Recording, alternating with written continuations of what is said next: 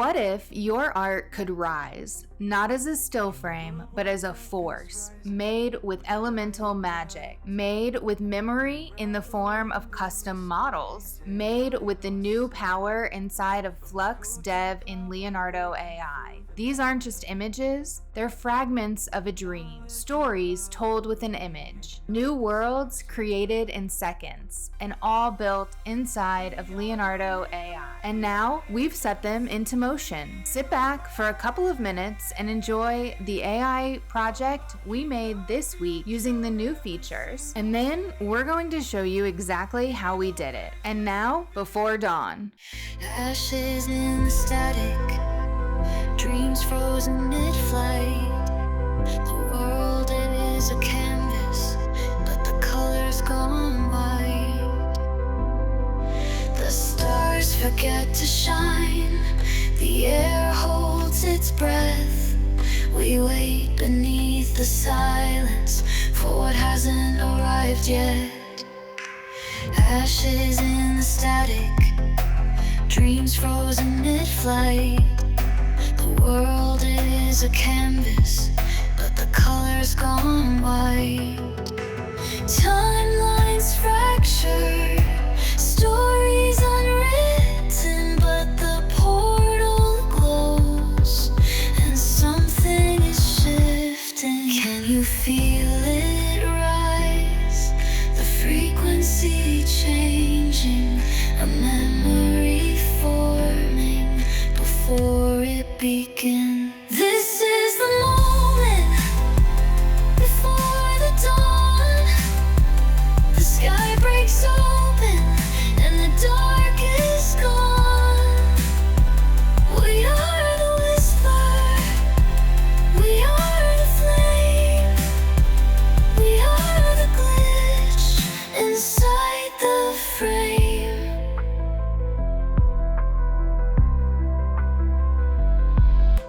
Light pours like liquid through retro pastel skies. Old school echoes where the future hides. Soon-spelled worlds made of dreams and code. An enchantress walks where no map ever showed. Do you feel it rise? The shift in the air. One spark ignites the world we prepare. This is the moment before the dawn. The glyphs awaken, the night moves on. We are the shimmer, we are the sign, we are the motion across the line. For the colors, before the spark, there was only the waiting dark. But the door is open, the light runs free. This is where we start to see.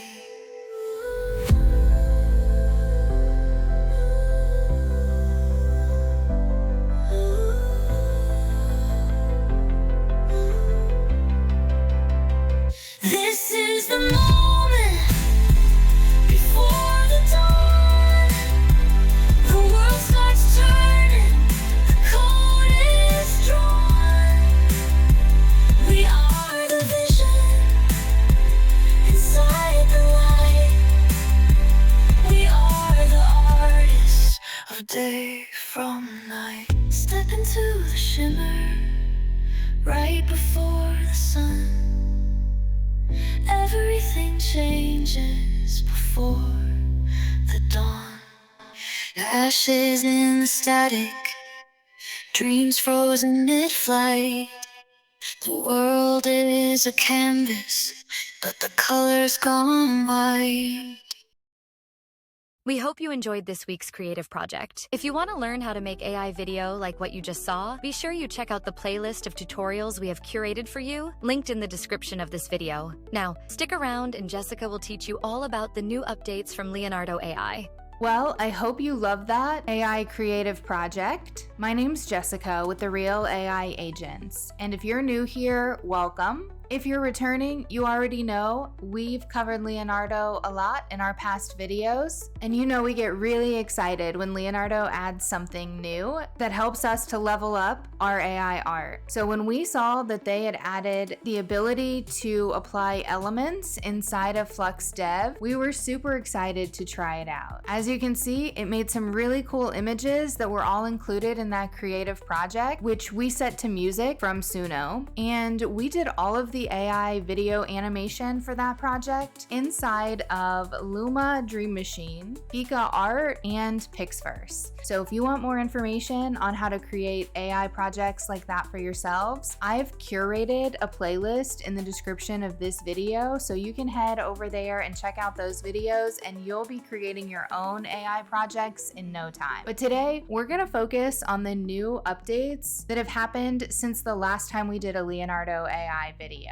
And just so you know what we're gonna cover inside of here today, I'm going to briefly talk about the new motion control and motion program that they have inside of here. I'm not gonna spend very long on it though. It's in its infancy for sure, and isn't something that I could have put this project together in to have shared it with you guys. I love doing the images inside of here. It's not at the level it needs to be for me to actually produce full projects on the motion yet, but I'm sure in no time it will be there. The other thing we're gonna cover is inside of Flux Dev now, we have the ability to add elements. So as you know, inside of the new Phoenix model that we've shown off a few times in our videos, you don't have the ability to put elements on. It's been coming soon for a while now. Hopefully we'll see that very soon, but we can't apply elements inside of there. However, we can do it inside of Flux Dev now. So if we go over, we can check out the elements that they have added here, and there are 7 of them. So we're gonna take a look at creating with each one of these and some of my favorite combinations later on in the video. But the first thing I want to show you is how awesome it is that you can now train your own element inside of Flux Dev. So if we come in here and we choose your elements, you can see I've got a couple already on here, but we're going to go ahead and create an element together. So you really can train a lot of models. They stay after they're trained and you can access them anytime. So I want to create one called Storybook Kingdom. You can see that I can upload up to 50 images. So the first thing I need to do is have those images to upload from whatever source it is I'm taking them from. So for me personally, I use all of my own art that I've created inside of systems to train my models. So I'm gonna go ahead and select a few Storybook Kingdom images. So the way I could do that is I could come into my library here and I can search Storybook. That's an easy way to just kind of grab some images here. So let's select a few of these by hitting the select button up here. I try to get images that are different sizes and different aspect ratios just so that I have a good amount of data for it to train on. So let's say I like this one. You need a minimum of 15, and I could be taking these from different platforms as well. It doesn't necessarily have to be Leonardo trained images on Leonardo images, if that makes sense. But I'm just doing this so that we can stay inside of this platform for right now, so you can see how you can actually do it with just one platform. So I'm gonna go ahead and I'm just gonna select a few of these that are from kingdom looking realms here. You need 15 in total to begin training a model, but you can go anywhere from 15 to 50. Every increment of 15 images that you add will cost you more on the model training credits. So that's important to know. If you're training on just 15 images, it'll be 1 model credit. So let's go ahead and get a minimum of 15 together here. You can see from this kingdom search that I did, I've selected 7 images. So in order to download those, I just have to hit this download right here, and I'm just gonna grab these original images, and then I will switch what I'm looking for here on the search, and I'll change it to Storybook, and we'll see if maybe we can grab a couple more over here. Okay, so there we go. We've selected 9 images here. So altogether we've got 16 images. We'll go ahead and download those. Okay, so you can see that I've downloaded all of those images there. They have that very like kind of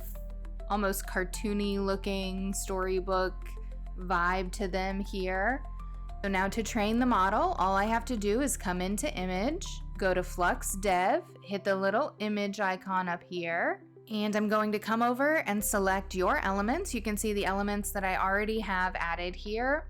But what I'm gonna do is hit this view more. And then you can see at the top, I have the option to create element. So I'm gonna go ahead and select that. We've got the ability to select style or object here. So the style is going to take the images that you give it to train on, and it's going to pull the aesthetic and kind of like the artist style of the images, like the vibe you're going for. So whether that's like a street art kind of style or that cartoony style or more of like an ethereal vibe, it's gonna take that vibe from the images that you're training on and apply that to whatever prompt you're using when you use this element.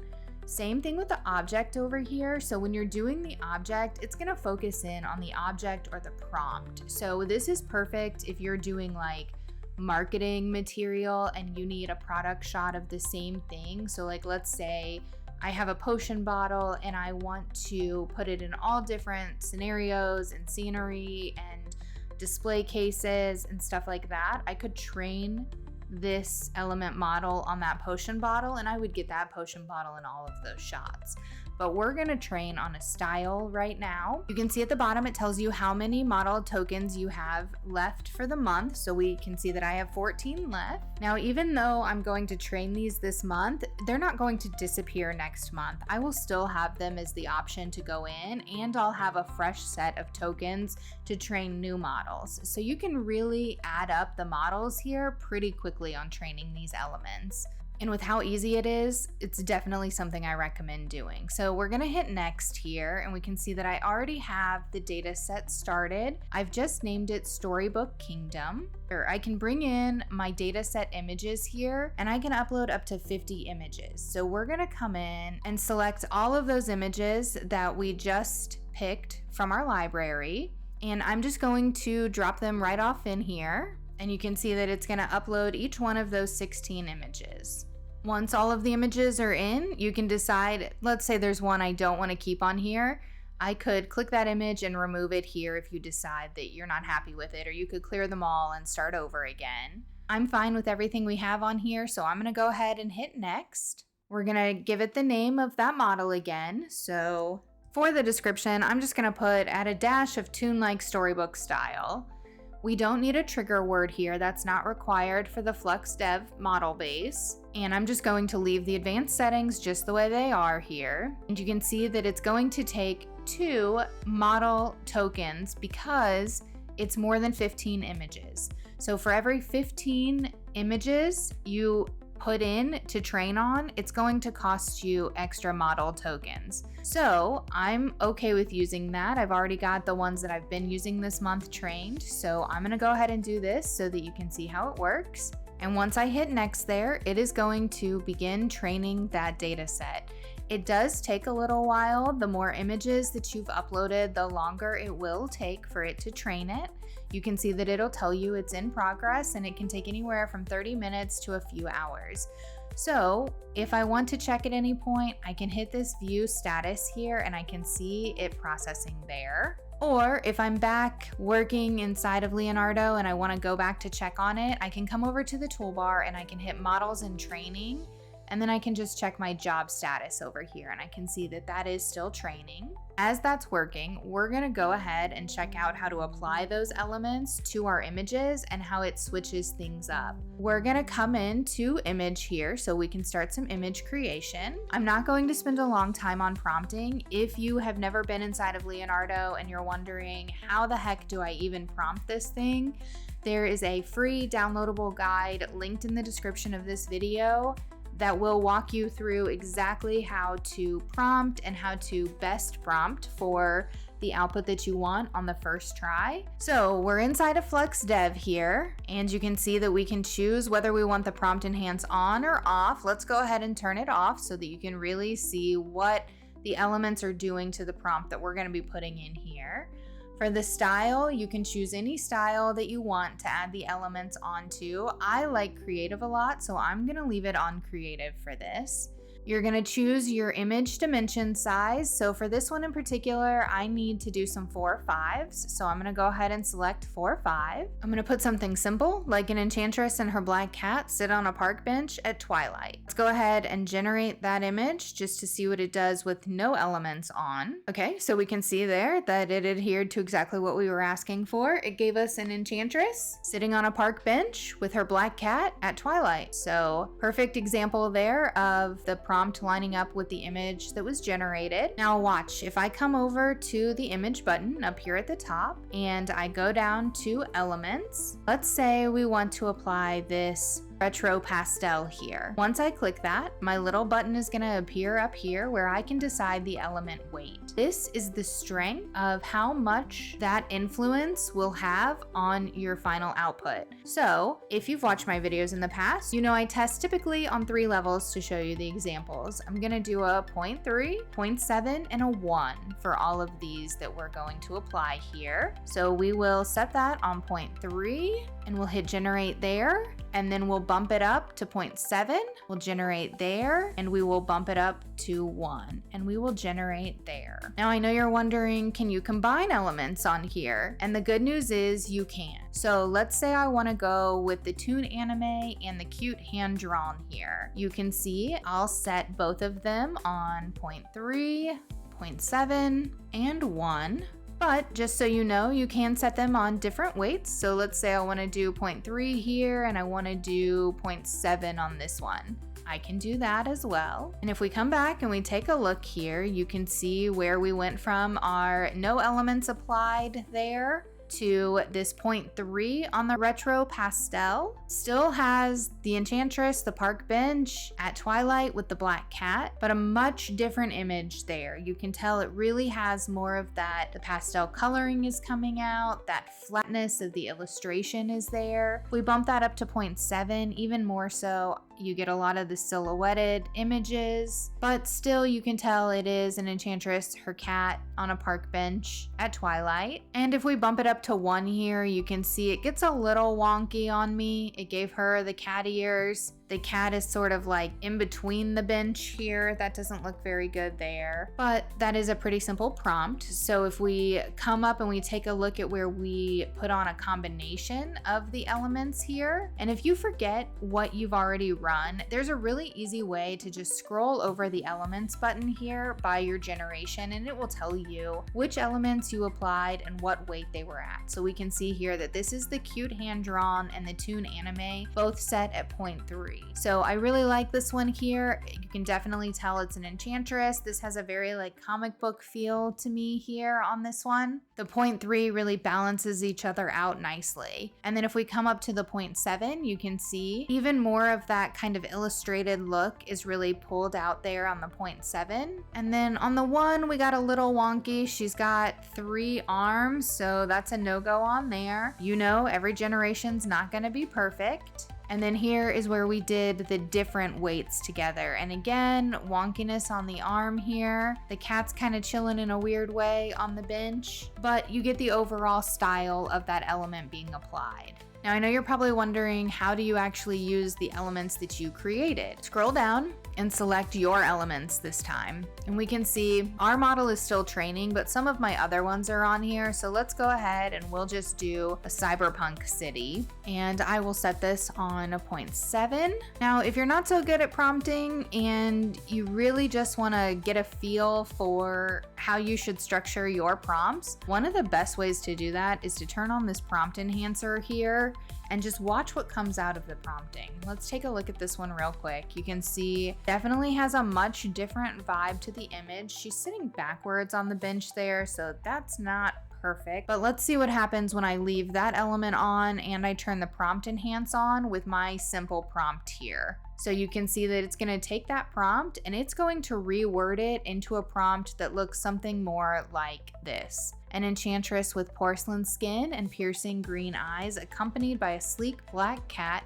sit together on a weathered park bench at twilight, surrounded by lush greenery. So you can tell there that it really changed the image that time by turning on the prompt enhance there. But it still pulled in the glowing effect that I get from that cyberpunk city there. Now, if I turn that one on with something like old school comic here, you can see that you can combine both their elements and your element. So let's say I want to put that one on 0.3. So we can see there that that definitely changed things up a little bit. It gave us two enchantresses, one with cat ears here and two black cats together. So kind of cool how it did that. The overall aesthetic is definitely a vibe there where it combined in that cyberpunk city where I have, a very specific set of caped, glowing, cloaked figures. So you can see that this here is kind of like a cape cloak that she's wearing. She's got the high boot style that I use in all of the cyberpunk material that I had trained it on. Just to show you here, this is what that cyberpunk was trained on. So you can see again that cloak figure. You can see those bright colors being pulled out here, the highlights, the green lush scenery that I included here inside of the cyberpunk city. You can definitely tell where it combined the old school comic and that together. So let me show you now. If we turn our prompt enhance back off and we put those two elements on, this time we should go back to just having our one enchantress and the black cat. Let's set these again at 0.3 and 0.7.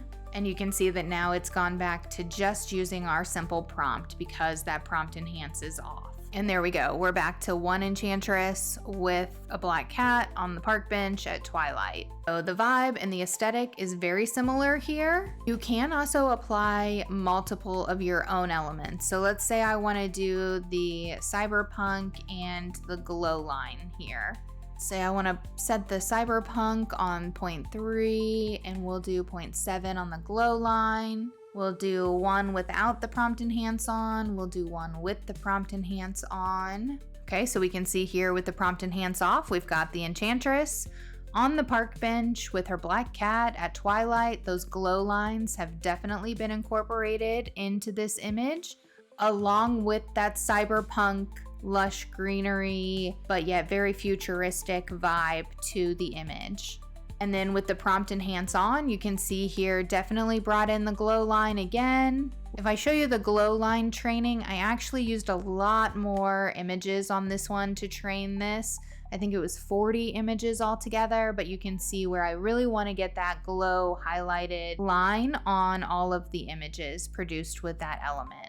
Now let's really mix it up and we'll add a third here with the steampunk. I've been working on a couple of steampunk projects lately. So let's go ahead and dial that into a 0.3 and we'll give that a go. Now, if you've seen any of my other videos about the elements on the other models, you know that when we come in here, it's the same thing. Even though the elements are different, you have a whole different group of elements to select from over here. So I know you guys are a lot more familiar with these because we've used these a ton over the past 2 years inside of Leonardo together. But the same thing applies with the elements in Flux as it does over here. You don't want to go too high. It will ruin the image. So let's say, for example, I'm going to come back into Flux and I'm going to set on, let's just do old school comic here as an example. You can see that it can go all the way up to 2, but when I apply 2 there, and we'll turn our prompt enhance back off and make sure we're set on creative again. When I hit it on 2, watch what happens. Now let's come back and take a look at the one here where we added the glow line, the steampunk, and the cyberpunk city. So you can see it definitely brought in the steampunk vibe of having that gold kind of gilded look to her outfit, as well as the cyberpunk. She's still wearing that cloak type overgarment here. She's on a weathered park bench. It's got the glow lines in the back.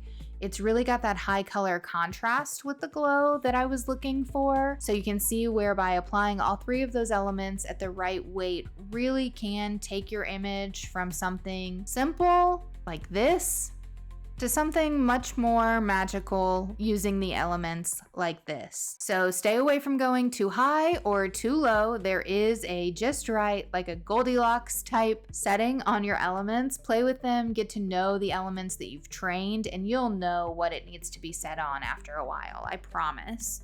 Now let's come back, and I need to put my prompt back in there. So all I have to do is hit this reuse prompt here, and you'll see that it comes back up. We will go ahead and show you just a couple more examples here of combining them together.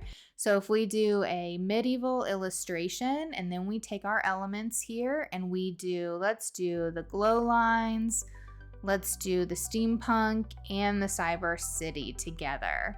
So you can see we can do up to 4 elements all at once. And let's say we really want the medieval illustration to be the dominant here. So we'll set that at 0.7, and we will set all of these other elements that we trained on 3. And we will generate that prompt enhance off and prompt enhance on. So here you go. You can really see that medieval illustration style here. If we zoom in, you can tell Twilight, it is the black cat, although it is a large black cat, but it is sitting on the bench with the enchantress here. Really pulled in the elements of, again, the cape, but yet the steampunk kind of attire, especially on her hat here, the collar of the cat, the gold lining on her belt. It's got that cyberpunk city feel still though, with that glow and the cityscape in the background. The glow lines aren't as evident, but at 0.3, that's to be expected. You can still see some of them here in the clouds. So if we bump that up, let's take our glow line here and let's bump that up to 1.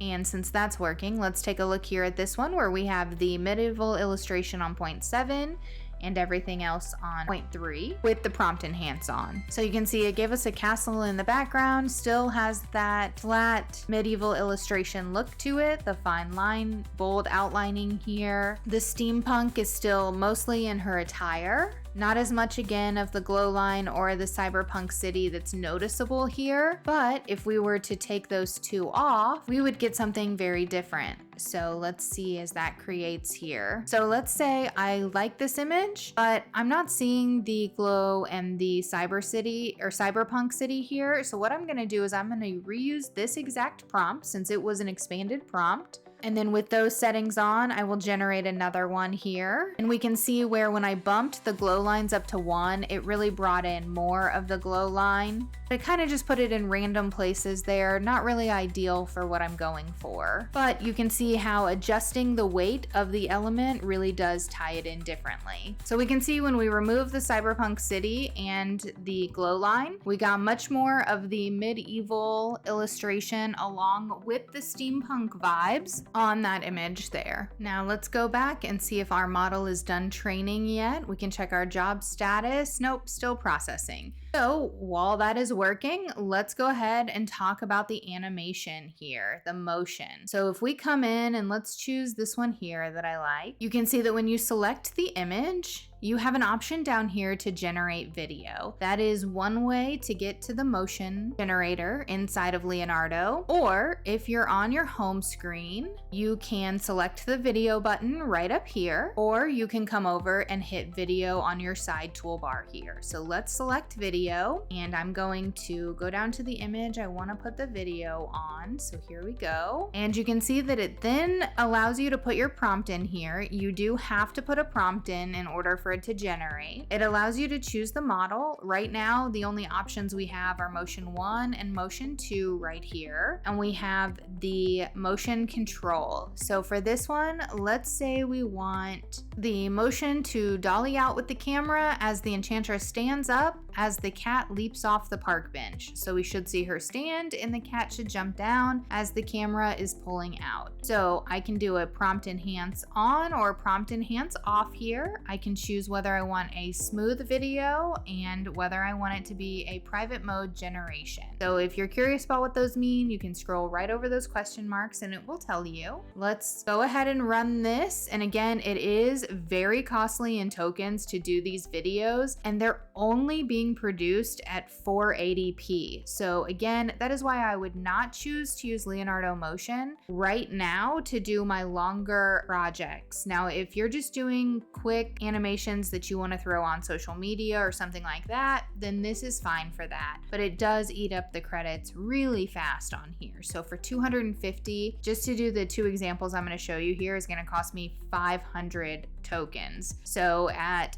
10 tokens an image for Flux, that's 50 images I could have generated for the amount of credits that I'm using to create 2 short animations at 480p. So make your own decisions on that kind of stuff. I'm just letting you know my way of thinking as a creator right now. I absolutely positively love Leonardo for images. I'm going to hold off on Leonardo Motion for my longer projects. That's probably going to change as the system progresses over the next couple of months and year. But you know, every time it changes, I'll bring you the update. So let's generate this with the prompt enhance on first, and then let's come in, put the exact same prompt in, and we'll turn our prompt enhance off, and I will generate those two. You can see them generating at the top of your create screen here. So that's where you can access that. From your create screen, you'll see that I'm working with the Motion 2 model. They say they have a couple other models coming soon. I'm not sure about that, when that'll come. I've seen coming soon, like I said, on the elements for Phoenix for a while. So I don't want to say, oh, I'll be able to bring that to you guys really soon, because I don't know what their rollout plan is. All I know is what I see when I log on and use the system myself. So you can choose your vibe here, much like you can in Flow State. You can choose your lighting, your color theme. You can make those changes as you're going. And you can see that obviously we're on the 480p here. They say 720p is coming soon, but you can't choose that for now on here. So makes it a little complicated to try to do anything with any sort of length or high quality to it being at 480. But here we go. If we take a look, you can see the cat is getting ready to move for sure, and the woman is trying to stand up, but she doesn't quite get there in that one. Let's see, was she able to do it in this one with the prompt enhance off? The cat is definitely getting up more, so there is some motion. Again, you can see there's not a whole lot of like warping or quality loss in the image. She's not like growing, you know, extra fingers or an extra limb here. It really is putting her hand there as the cat gets on her lap, but not exactly what we were going for. And for 250 tokens, that's a lot. So you can definitely see the difference in spending 250 tokens on here for a 480 animation versus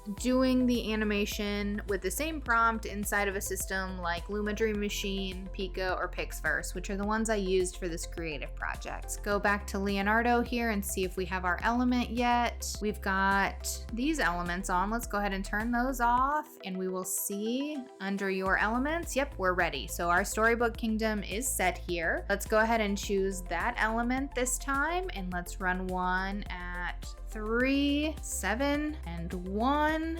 And then let's leave that as our dominant element and choose 3 more of the elements we've been using here. We'll set these on 0.3. And if we come down, you can see then by adding the Storybook element onto our prompt, we have a character very similar to that Storybook queen that we had uploaded in the training set of images. The black cat is there. When we bumped it up to 0.7, even more of those details, that kind of cartoonish look about the queen is really pulled onto the enchantress here, so you can see the vibes are very similar. And then all the way up to 1, it is almost the same character as that queen character that we uploaded many times in the model training set. So that is an interesting thing to take note of if you're trying to get maybe a similar character in a scene. And then when we applied all the elements, look how much we've leveled up our art creation here by including the glow lines, the cyberpunk-like city, the steampunk of the gold lining here, the outfit, and the Storybook Kingdom. The overall look of her is all tied in together. How cool is that, guys? So now you know about the elements update inside of Leonardo. You know how to train your own. You've seen our creative project. You know the motion is here, but not quite where we need it to be. So we'll be checking back in on that. If you have any questions about how I train my elements or anything really about these Gen AI tools, I'd love to hear from you in the comments. If you learned something today, please make sure that you give us a like on this video, subscribe to the channel, and turn those notifications on so you don't miss a single one of our tutorials or AI creative projects. Thanks for spending some time with me today. I'm Jessica with the Real AI Agents, and as always, keep looking towards the future.